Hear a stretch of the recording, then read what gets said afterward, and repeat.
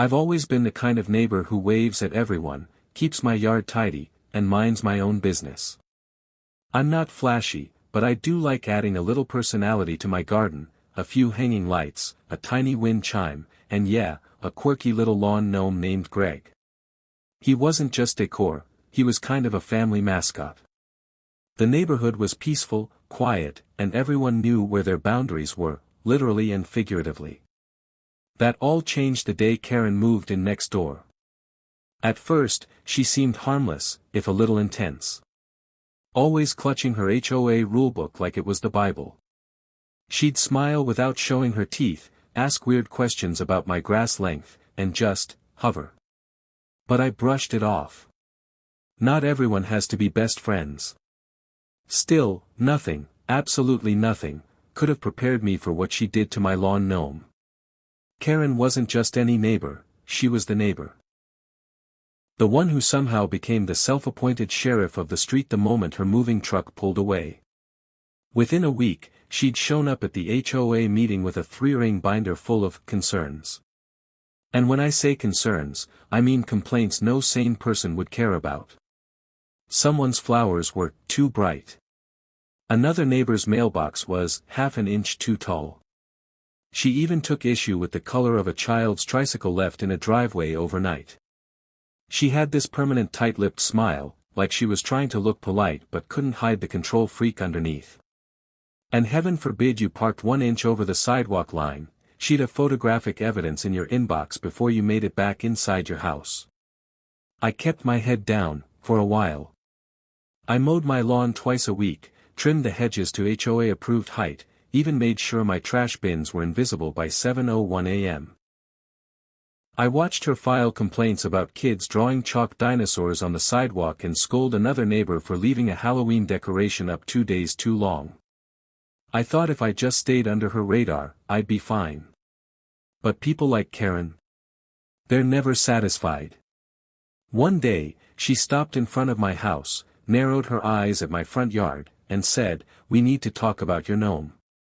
That's when I knew, I wasn't just on her radar anymore. I was next. Greg the gnome wasn't just some tacky garden decoration I picked up on clearance. He was a gift from my younger sister after I bought the house, this chubby little guy with a crooked red hat and a smug expression that made everyone laugh. It became a running joke in the family. Every year on my birthday, someone would send Greg a tiny prop, a fishing pole, a cup of coffee, even a toy dog once. He had a permanent spot right by the walkway, nestled between my lavender plants. Everyone loved him. Except, apparently, Karen.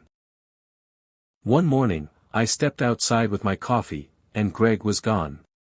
Just, gone. I froze, thinking maybe a neighborhood kid had taken him as a prank. But something didn't feel right. There were no scuff marks, no sign of movement. It was like he'd vanished clean. I checked my security cam, just in case. And there she was. At 11:37 p.m. the night before, flashlight in hand, Karen crept onto my lawn like she was performing a military op. She stopped right in front of Greg, bent down, and picked him up like he was trash. Then she walked off, calm as anything. Didn't even look around. I couldn't believe what I was seeing. Who does that? The next day, I emailed the HOA with the footage attached. Their response? We received a formal complaint regarding unauthorized decorative items. A board member removed the item for compliance purposes. Compliance purposes? Since when does that include trespassing and theft? I was stunned. Not only had Karen taken my gnome in the dead of night. The HOA was backing her. That was the moment I realized I wasn't just dealing with a nosy neighbor. I was up against something bigger. I showed up to the next HOA board meeting with a flash drive, a folder of printed stills, and a knot in my stomach. I wasn't there to stir drama, I just wanted what was fair. I waited through 30 minutes of budget talk and tree trimming schedules before I raised my hand. I have video of a board member trespassing and removing personal property from my yard, I said, loud enough to hush the room. All eyes turned to Karen. She didn't flinch. She just sipped her lemon water and stared straight ahead. I played the footage. Dead silence. Then Karen spoke, calmly, like she was the victim. That gnome had been reported multiple times. It violated Section 14B of the HOA guidelines regarding unauthorized lawn ornaments. I simply enforced the rule. I turned to the board. So she's allowed to walk onto my property at night and take something? Without notice? Without any communication? One of the board members, Jeff, cleared his throat awkwardly. There seems to have been a miscommunication. Perhaps we could have handled it differently, but I'm sure Karen's intentions weren't malicious. Miscommunication? I repeated. She stole from me. And you're defending her? They wouldn't even look me in the eye. I left that meeting angrier than I'd been in years, not just because of Karen, but because the very system meant to keep things fair had turned into her personal playground. That was the night I stopped playing nice. A few days after the meeting, I was still seething. Every time I looked at the empty spot where Greg used to sit, I felt that tight, burning knot in my chest. Karen had crossed a line, literally.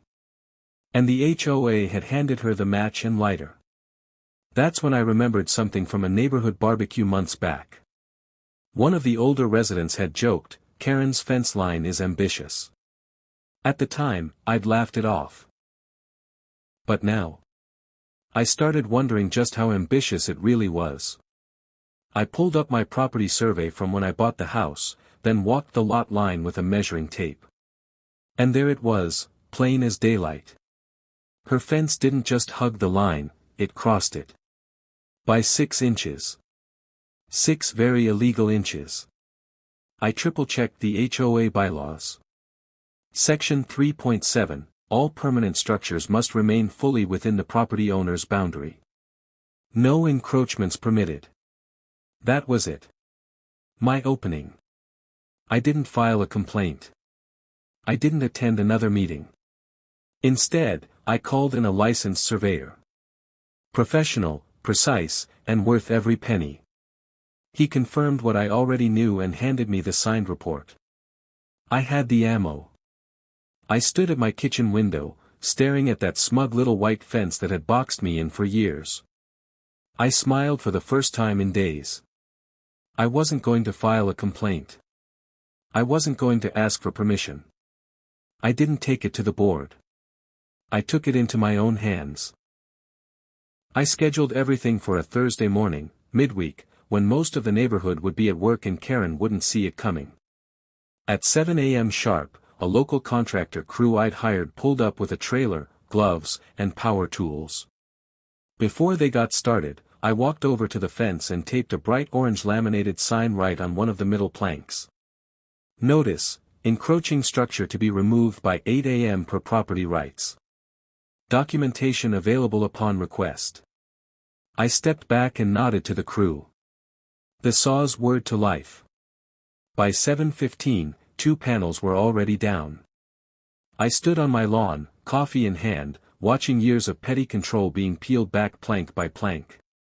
I swear I could hear angels singing. At 7:22, Karen burst out of her front door in a silk robe and slippers, eyes wild, mascara smudged under one eye like she just rolled out of bed, because she had.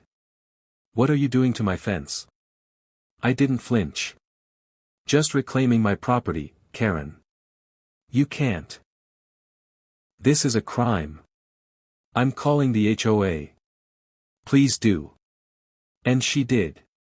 She stood there shrieking into her phone while the crew kept working.